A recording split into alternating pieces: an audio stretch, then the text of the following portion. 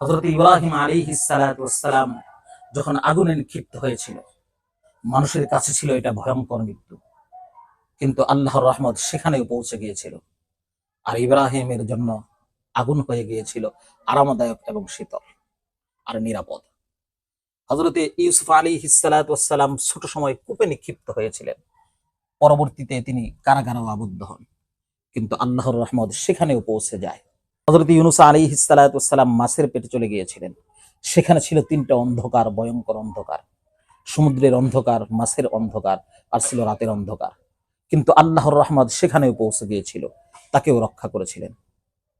হযরত মূসা আলাইহিস সালাতু ওয়াস সালাম যখন ছোট বাচ্চা ছিলেন, তার কোনো শক্তি নাই, কোনো পাহারাদার নাই, তাকেও সমুদ্রে ভাসিয়ে দেওয়া হয়েছিল, আল্লাহর রহমত তাকেও রক্ষা করেছিলেন। আসহাবে কাহাফ যখন রাজপ্রাসাদ ছেড়ে, বাড়িঘর ছেড়ে এক গুহায় আশ্রয় নিয়েছিল, তারা পরস্পর বলেছিল, ফাআউ ইলাল কাহফি ইয়ানশুর লাকুম রাব্বুকুম মির রাহমাতিহি ওয়া ইউহাইয়্যি লাকুম মিন আমরিকুম মিরফাকা, যে তোমরা গুহায় আশ্রয় নাও, আল্লাহর রহমত তোমাদের উপর বিস্তার করবেন, তোমাদের জন্য কোনো কাজের সহজ ব্যবস্থা করে দিবেন। আল্লাহর নবী সাল্লাল্লাহু আলাইহি ওয়াসাল্লাম এবং আবু বকর রাদিয়াল্লাহু তাআলা আনহু যখন গুহায় আশ্রয় নিয়েছিলেন, শত্রুরা তাদের খুঁজতেছিল, আল্লাহর নবী বলেছিলেন, লা তাহজান ইন্নাল্লাহা মা'ানা, ভয় পেও না, আমাদের সাথে আল্লাহ আছে।